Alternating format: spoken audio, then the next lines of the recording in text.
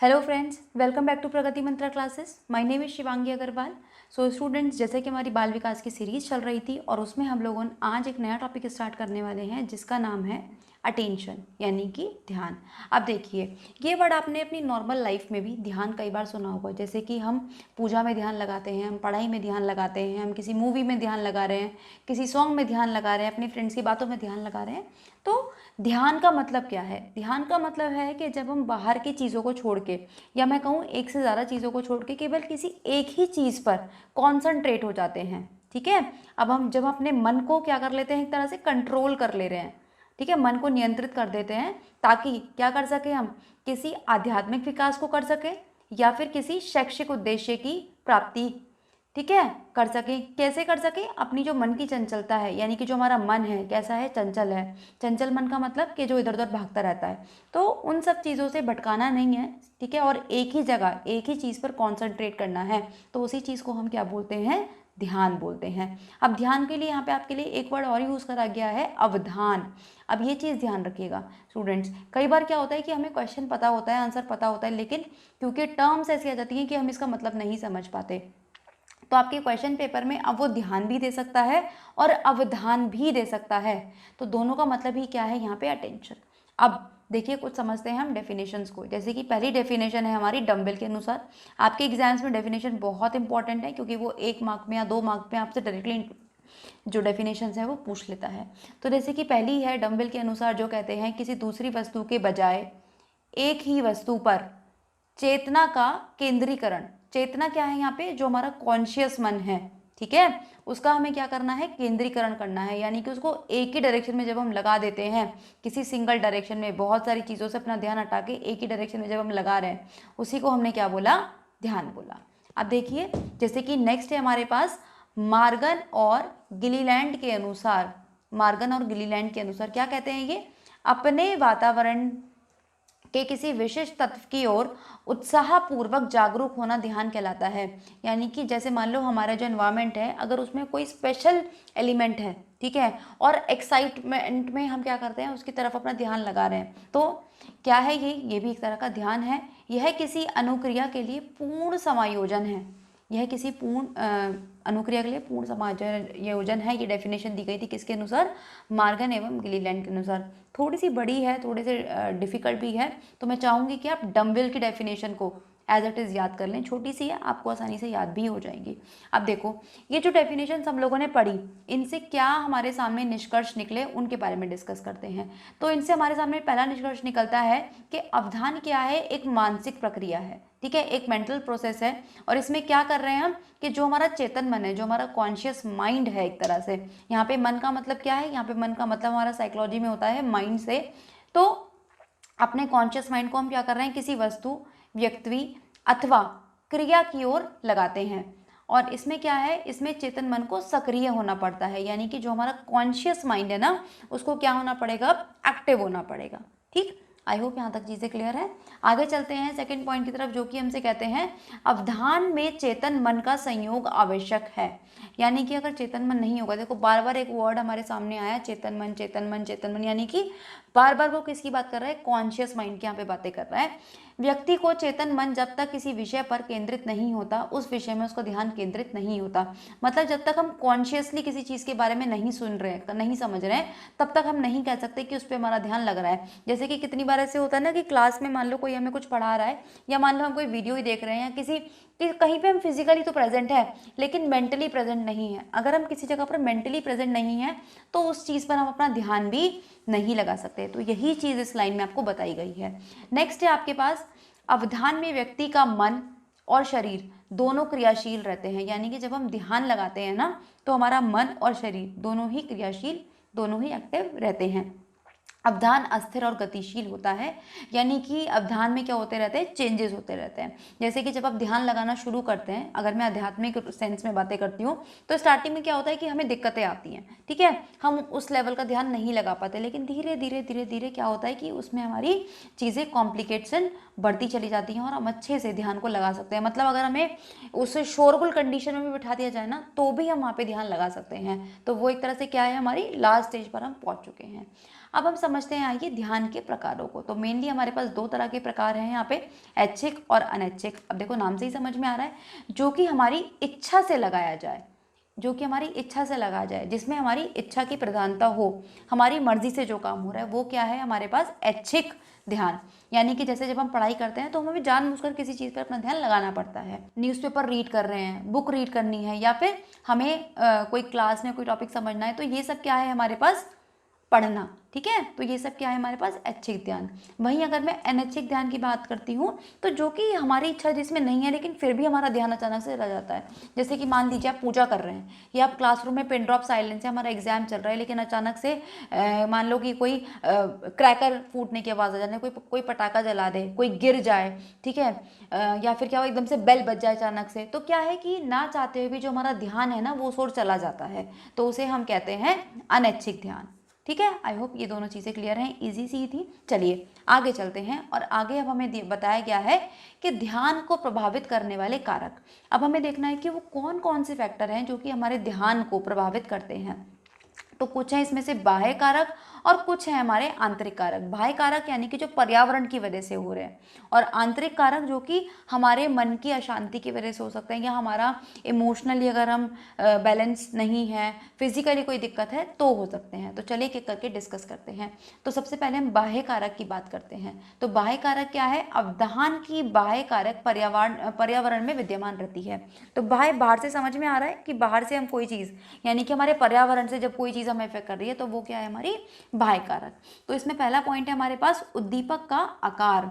उद्दीपक का आकार यानी कि जो हमारे पास स्टिमुलस है, ठीक है, वो कैसा है।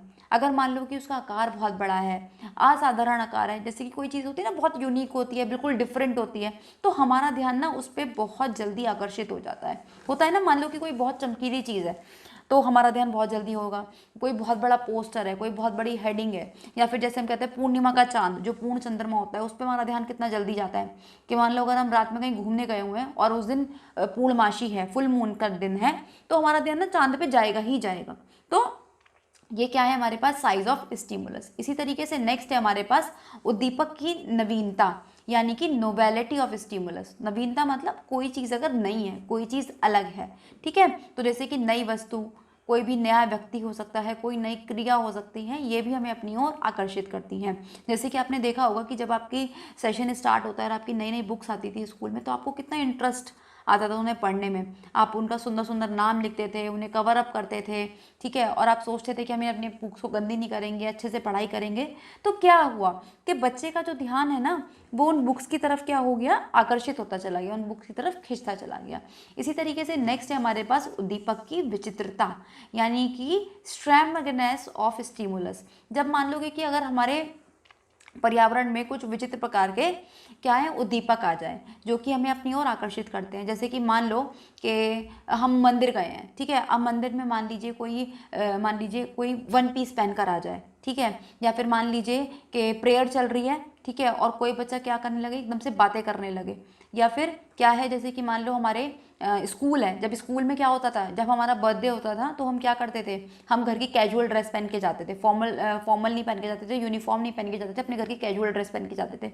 तो क्या होता था कि हमारा ध्यान ना चाहते हुए इस बच्चे की तरफ चला जाता था, और हमें पता चल जाता था कि आज इस बच्चे का बर्थडे है। तो किसकी वजह से, उसके विचित्र वेशभूषा की वजह से, यानी कि जो उसने यूनिफॉर्म जो स्कूल की है वो उनसे अलग, उसने कुछ कपड़े पहने हुए हैं, उसकी जो वेशभूषा है वो अलग है, इसलिए हमारा ध्यान क्या है उस बच्चे की तरफ चला जाता है। नेक्स्ट है हमारे पास उद्दीपक की तीव्रता, यानी कि इंटेंसिटी ऑफ स्टिमुलस। यदि कोई व्यक्ति अत्यंत चटकीली होती है ना, बहुत शार्प, कोई किसी ने मान लो कि बहुत चिलचिलाती धूप है, किसी ने bright yellow bright red colour पहना हुआ है, तो क्या होता है हमारा ध्यान कितनी जल्दी आकर्षित हो जाता है ना। हम कहते हैं अरे अरे इसको गर्मी नहीं लग रही, देखना इतनी गर्मी में इसने इतने ऐसे ब्राइट कलर्स पहने हुए हैं। तो ये सब चीज़ें क्या करती हैं, हमारे ध्यान को भटका देती हैं। नेक्स्ट है हमारे पास उद्दीपक की आवृत्ति, यानी कि रिपीटिशन ऑफ स्टिमुलस। जब कोई वस्तु क्या हो रहा है कि हमें बार बार दिखाई देती है तो वो भी हमारा ध्यान आकर्षित कर लेती है। होता है ना कि अगर मान लो कोई भी एक ऐसी क्रिया है, कोई भी एक ऐसी एक्टिविटी है, मान लो कोई भी एक ऐसा सॉन्ग है जो बार बार हमें दिखाई देता है, ठीक है, बार बार हमें सुनाई दे रहा है, तो वो कहीं ना कहीं हमें याद हो जाता है, तो वो भी क्या कर रहा है, हमारा ध्यान अपनी तरफ लगा रहा है। इसके बाद है नेक्स्ट हमारे पास उद्दीपक में परिवर्तन, यानी कि चेंज इन स्टिमुलस, अगर मान लीजिए उद्दीपक में कोई अचानक से परिवर्तन आता है, ठीक है, तो भी हमारा ध्यान एकदम से क्या हो जाता है, उसकी तरफ आकर्षित हो जाता है। जैसे कि मान लो कि डेली हमारा जो स्कूल में लंच है वो 20 मिनट्स का होता है, लेकिन आज जो है वो 10 मिनट्स का हो गया, क्योंकि क्या करना है कि मैम को ना टेस्ट लेना था कोई, तो मैम ने कहा कि फटाफट से 10 मिनट में लंच खत्म करो और जल्दी से आ जाओ। तो जो लंच की बेल 20 मिनट में बजती थी, अब वो 10 ही मिनट में बज रही है आज, तो हमारा ध्यान अचानक से जाएगा कि अरे आज अचानक से लंच इतना जल्दी कैसे खत्म हो गया, ये चीज़। ठीक, चलिए नेक्स्ट है हमारे पास उद्दीपक की अवधि। ठीक है, अवधि, तो अवधि में क्या यहाँ पे कि जब किसी चीज़ का टाइम पीरियड, ठीक है, अधिक समय तक अगर हमारे सामने कोई चीज़ रहती है तो हमारा ध्यान उसकी तरफ जाता ही जाता है। तो जो हमारी ज्ञानेंद्रिया यानी कि जो हमारे 5 सेंस ऑर्गन्स होते हैं, जो हमारी आइज़ है, ईयर्स है, नोज़ है, तो वो भी इसकी तरफ क्या करने लगते हैं, रिस्पॉन्ड करना शुरू कर देते हैं उस स्टिमुलस की तरफ। ठीक, अब चलते हैं हम नेक्स्ट की तरफ, जो कि हमारे पास उद्दीपक की स्थिति। तो देखिए स्टूडेंट्स, एक चीज़ का हम ध्यान रखेंगे कि इतने सारे पॉइंट्स मैं आपको बता रही हूँ ना, तो अब आपको इतने सारे पॉइंट्स याद नहीं रखने हैं। आपको पता है कि जो आपका एग्जाम है उसमें जो मैक्सिमम, जो सबसे ज़्यादा मार्क्स का क्वेश्चन आता है वो 2 मार्क्स का होता है। तो फॉर द 2 मार्क्स 4 और 5 points are more than enough. तो आप कोई भी 4 और 5 पॉइंट अगर इनमें से याद रख लेते हैं तो भी आपके एग्जाम में ठीक ठाक मार्क्स आ जाएंगे। तो इतनी टेंशन लेने की ज़रूरत नहीं है कि भाई हम इतना सारा कैसे याद रखेंगे, तो उस चीज़ की आप टेंशन नहीं लेंगे। 4 और 5 पॉइंट्स आप याद रख लेंगे, इट्स सफिशियंट। चलिए आगे बढ़ते हैं। तो आगे क्या है, आगे हमारे पास प्लेस ऑफ स्टिमुलस, उद्दीपक की स्थिति। देखो जैसे मान लो कि आपकी जो अलमीरा है ना, आप बहुत अच्छे से उसको लगा के रखते हैं, बिल्कुल ऑर्गेनाइज वे में आपने अपनी अलमीरा को सारा सामान ऐसे लगा के रखा हुआ है, लेकिन मान लो पीछे से आपके भाई बहनों ने आपकी अलमारी को छेड़ दिया और आपका सामान ना इधर उधर कर दिया, तो अचानक एकदम से जैसे आप अपनी कबर्ड्स को खोलोगे ना, अलमारी को खोलोगे, आपका ध्यान उसकी तरफ चला जाएगा। ठीक है, तो इससे क्या पता चलता है कि जैसे ही किसी स्टिमुलस का प्लेस चेंज होता है तो भी हमारा ध्यान उसकी तरफ जाता है। जैसे कि आपने देखा होगा, जैसे यहाँ पे समाचार पत्र का एग्जाम्पल दिया हुआ है, तो जो एग्जाम्पल्स ज़्यादा कलरफुल होते हैं, ज़्यादा बोल्ड होते हैं, जिसमें पिक्चर दी हुई होती है, तो अचानक से हमारा ध्यान ना उसकी तरफ चला ही जाता है। यही चीज़ आपको यहाँ पे बताई गई है। नेक्स्ट है हमारे पास और लास्ट है बाह्य का, उद्दीपक में विषमता यानी कि कंट्रास्ट स्टिमुलस। अगर मान लीजिए कोई ऐसा उद्दीपक है जिनमें आपस में अपोजिशन हो रहा है, ठीक है, तो वो भी हमारा ध्यान जो है वो क्या करती है, अपनी ओर आकर्षित करती है। जैसे कि यहाँ पे बहुत अच्छा एग्जाम्पल दिया हुआ है कि सफ़ेद कपड़े पर काला धब्बा। अगर मान लो आपकी कोई वाइट ड्रेस है प्रॉपर और उस पर कोई ब्लैक कलर का किसी भी कलर का स्पॉट लग जाए तो वो अलग से दिखाई देता है। ठीक है, ऐसे ही अगर कोई लंबा व्यक्ति है, उसके साथ कोई छोटा पर्सन चल रहा है, तो वो भी हमें अलग से ही दिखाई देगा। तो ये होते हैं हमारे पास कंट्रास्ट स्टिमुलस। तो ये सब थे स्टूडेंट्स हमारे पास बाह्य कारक। अब यहाँ से हम मूव करते हैं आंतरिक कारक की तरफ, यानी कि जो क्या कर रहे हैं, हमारे आंतरिक कारक व्यक्ति के अंदर हैं। ध्यान के आंतरिक कारण व्यक्ति के अंदर होती हैं, जो किसी वस्तु, व्यक्ति या क्रिया की ओर ध्यान आकर्षित करती हैं। तो अब देखिए कि कारक एक एक करके इनको डिस्कस करते हैं। तो पहला है हमारे पास नीड्स, आवश्यकताएं। तो देखो जिन वस्तुओं से क्या हो रहा है कि अगर मान लो हमारी नीड्स पूरी हो रही है, हमारी आवश्यकताएं पूरी हो रही हैं, तो हमारा जो ध्यान है उसकी तरफ चला जाता है। जैसे कि मान लो कोई पर्सन है जिसको कि प्यास लगी है, तो उसका ध्यान किसकी तरफ जाएगा, सबसे पहले पानी की तरफ। अब अगर मान लो वहीं कोई पर्सन अगर भूखा है, ठीक है, तो उसका ध्यान किसकी तरफ जाएगा, पहले खाने की तरफ। अब मान लो जैसे किसी पर्सन को गर्मी लग रही है, ठीक है, तो वो क्या सोचेगा कि मुझे फ़ैन चलता हुआ मिल जाए या फिर मुझे कूलर मिल जाए, एसी मिल जाए। तो जैसे जैसे हमारी नीड होगी वैसा ही जो हमारा ध्यान है उस चीज़ की तरफ चलता चला जाएगा।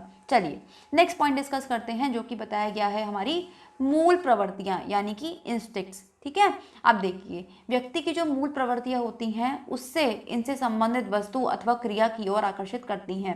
यहाँ पे मूल प्रवृत्ति का मतलब क्या है, जैसे कि मान लो अगर किसी पर्सन को एडवेंचर पसंद है या किसी पर्सन को क्या है कि एक्शन चीज़ें वाली पसंद है, तो उसका ध्यान ना सबसे पहले उन्हीं चीज़ों की तरफ जाएगा। मान लो कि अगर हम मूवी देखने गए आज और एक एक्शन मूवी लगी हुई है और एक जो लगी हुई है वो कोई लव स्टोरी टाइप लगी हुई है, तो हमारा जैसी मूल प्रवृत्ति होगी ना उसी टाइप की मूवी हम देखना पसंद करेंगे।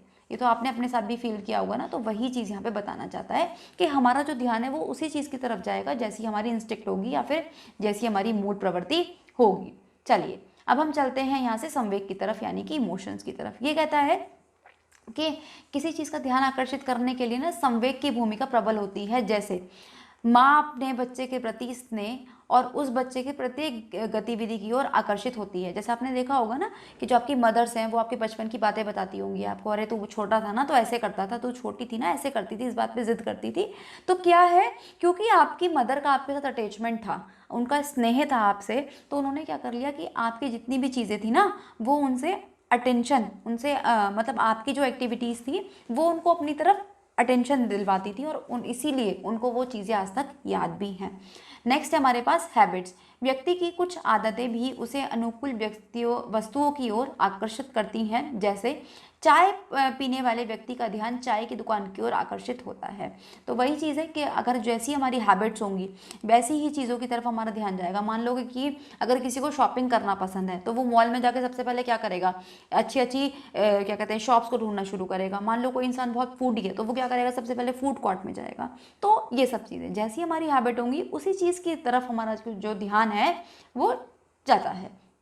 नेक्स्ट है हमारे पास उद्देश्य या फिर लक्ष्य। ठीक है, जैसा हमारा उद्देश्य होगा तो उसी से मिलती जुलती चीज़ों की तरफ जो है ना हमारा ध्यान जाएगा। जैसे कि मान लो हम यूट्यूब चलाते हैं तो यूट्यूब पे ना बहुत सारी चीज़ें, बहुत सारी आपके फीड में ना चीज़ें दिखाता रहता है। मान लो कि सॉन्ग्स दिखा रहा है, कोई मूवी दिखा रहा है, शॉर्ट स्टोरीज दिखा रहा है, कॉमेडी जो स्टैंड अप कॉमेडीज होती हैं वो दिखा रहा है, या आपके डीएलएड से रिलेटेड कोई चीज़ दिखा रहा है। तो जो भी हमारा एम होगा, मान लो कि अगर मेरा एम है कि मुझे डीएलएड में अच्छे मार्क्स लेकर आना है तो मेरा जो ध्यान है ना वो किसकी तरफ जाएगा, डीएलएड की वीडियोस की तरफ जाएगा। ठीक है, वहीं अगर मान लो कि मेरा एम है कि मैं थोड़ी देर रिलैक्स करना चाहती हूँ तो मेरा ध्यान किस तरफ जाएगा, या तो सॉन्ग्स की तरफ जा सकता है या फिर स्टैंड अप कॉमेडी की तरफ जा सकता है। नेक्स्ट है हमारे पास रुचि, इंटरेस्ट। ये तो सबसे इंपॉर्टेंट है कि हमारे पास हमारी रुचि जिन चीज़ों में होगी ना हमारा ध्यान सबसे पहले उसकी तरफ जाता है। ठीक है, जैसे कि जिसको भी गाने सुनना पसंद है तो उसका ध्यान सबसे पहले यूट्यूब में आने वाली किसकी तरफ जाएगा, गानों की तरफ जाएगा। चलिए, और लास्ट है हमारे पास शिक्षा एवं अनुभव। व्यक्ति की शिक्षा एवं उसके पूर्व के अनुभव के कारण उसका ध्यान उससे संबंधित क्षेत्रों की ओर जाता है। जैसे छोटे बच्चे का ध्यान खिलौनों की तरफ जाता है। तो बिल्कुल सही बात है। तो जैसा हमारा अनुभव होगा, जैसा हमारा एक्सपीरियंस होगा, हमारा जो ध्यान है वो वैसी ही चीज़ों की तरफ चलता चला जाता है। तो ये थे हमारे कुछ आंतरिक और बाह्य कारक। आई होप यहाँ तक आपको सारी चीज़ें क्लियर हैं। अब हम चलते हैं कि अगर मान लो कि बच्चे का जो ध्यान है वो किसी चीज़ के ऊपर नहीं लगता है, ठीक है, या हमें पढ़ाई के ऊपर उसका ध्यान लगवाना है, मेनली हम साइकोलॉजी की बात कर रहे हैं, स्टडीज़ की बात कर रहे हैं, तो वो कौन कौन से तरीके हो सकते हैं कि जिनसे हम बच्चों का जो ध्यान है वो लगवा सकते हैं उनकी स्टडीज़ की तरफ या किसी भी काम की तरफ। तो सबसे पहला पॉइंट है हमारे पास कि प्राय हम सभी देखते हैं कि जिन तथ्यों, विषयों एवं क्रियाओं में शिक्षार्थियों की रुचि होती है उनके सीखने में उनका ध्यान भी केंद्रित होता है। अतः हमें सर्वप्रथम पढ़ाए जाने वाले विषयों एवं सिखाए जाने वाली क्रियाओं के प्रति रुचि विकसित करनी चाहिए। देखिए स्टूडेंट्स, ये तो हमारे साथ भी है, बच्चों के साथ का, कि जिन चीज़ों में हमारा इंटरेस्ट होता है ना हम उन चीज़ों को पहले करना चाहते हैं, उन चीज़ों को मतलब हम अगर थके भी हुए हैं ना और हमारा उस चीज़ में इंटरेस्ट है तो हम तब भी कर लेंगे। तो हमें क्या करना है कि अगर मान लो कि हम बच्चे को कोई सब्जेक्ट पढ़ाना चाहते हैं, कुछ चीज़ समझाना चाहते हैं, तो उसको इतना इंटरेस्टिंग बना दो कि बच्चे का जो इंटरेस्ट है ना उसमें खुद से खुद पैदा हो जाए। एक तरीका तो ये है। नेक्स्ट है हमारे पास कि शिक्षा में ध्यान को उपयोगी बनाने के लिए प्रशिक्षु और शिक्षक को चाहिए कि वे सरल शब्दों का प्रयोग करें। कठिन शब्दों से बच्चे का ध्यान बढ़ता है। जैसे कि मानो अभी सोचो कि आप कि मान लो आपको चाइनीज़ लैंग्वेज तो नहीं आती है ना, और मैं आपको चाइनीज़ में पढ़ाना शुरू कर दूँ या चाइनीज़ के वर्ड यूज़ करना यहाँ पे शुरू कर दूँ, तो क्या आपको मेरी पढ़ाई में इंटरेस्ट आएगा? नहीं आएगा। तो वही चीज़ है कि बच्चों का स्तर देखने के बाद उसी तरीके के वर्ड्स हमें यूज़ करने चाहिए। ठीक है, नए वर्ड्स इंट्रोड्यूस करने चाहिए, लेकिन अगर हम बच्चे के सामने कोई नया वर्ड इंट्रोड्यूस कर रहे हैं ना तो उसका मीनिंग हमें साथ साथ बताना चाहिए, या फिर उसी वर्ड को, ठीक है, उसके कुछ एंटोनियम, सिनोनियम के साथ साथ उसको एक्सप्लेन करना चाहिए ताकि बच्चा उस वर्ड को कॉन्सेप्ट के साथ कनेक्ट कर पाए। नेक्स्ट है कि बच्चों को समझकर उसके अनुरूप शिक्षा देनी चाहिए। वही चीज़ है कि बच्चे का लेवल समझकर हमें उसके अनुरूप, उसके अकॉर्डिंग शिक्षा देनी है। अपने अकॉर्डिंग हमें बच्चों के ऊपर शिक्षा नहीं थोपनी है, क्योंकि हम चाइल्ड सेंटर्ड एजुकेशन पर काम कर रहे हैं। तो बच्चों को ध्यान में रखते हुए, उनके इंटरेस्ट को ध्यान रखते हुए, उनके मेंटल लेवल को ध्यान रखते हुए ही हमें शिक्षा देनी है। नेक्स्ट है हमारे पास शिक्षक और प्रशिक्षु को अपने विषय का पर्याप्त ज्ञान हो। देखो स्टूडेंट्स, ये क्यों ज़रूरी है। मान लो कि आप कोई कॉन्सेप्ट पढ़ा रहे हो, ठीक है, अब बच्चे के मन में कोई डाउट आया, बच्चे ने आपसे वो डाउट पूछा, लेकिन अगर आपका कॉन्सेप्ट क्लियर नहीं है तो आप उस क्वेश्चन का आंसर नहीं दे पाओगे, और वहीं पे क्या होगा कि जो बच्चे का इंटरेस्ट है ना वो उस टॉपिक में से गिरता चला जाएगा, वो ख़त्म होता चला जाएगा। तो किसी भी टॉपिक को पढ़ाने से पहले बहुत ज़रूरी है कि एज अ टीचर आपका वो कॉन्सेप्ट क्लियर होना चाहिए, तभी आप बच्चे के अंदर उस कॉन्सेप्ट के प्रति, उस सब्जेक्ट के प्रति इंटरेस्ट पैदा कर सकते हैं। नेक्स्ट है कि शिक्षण के समय प्रशिक्षु बच्चों का मनोरंजन अवश्य करें, इससे बच्चे ध्यान केंद्रित करने लगते हैं और थकते नहीं हैं। मतलब क्या है, जैसे कि मान लो आपकी 2 घंटे की क्लास है, आपकी 3 घंटे की क्लास है, या फिर मान लो छोटे बच्चे, अगर फर्स्ट या सेकंड के बच्चों की मैं बात कर रही हूँ, उनकी 40 मिनट्स के 35 मिनट्स की क्लास होती है। तो अगर आप उन्हें लगातार पढ़ाते रहोगे ना कॉन्टीन्यूसली, तो होगा कि बच्चे बोर हो जाएंगे और बच्चे नहीं पढ़ेंगे। तो हमें बीच बीच में कुछ ऐसे फनी वर्ड्स यूज़ करने हैं या कुछ एक्टिविटी के माध्यम से इस तरीके से पढ़ाना है कि जो बच्चे का ध्यान है ना, बच्चा बोर ना हो, बच्चे का ध्यान केंद्रित रहे और बच्चा उसमें थकान फील ना करे।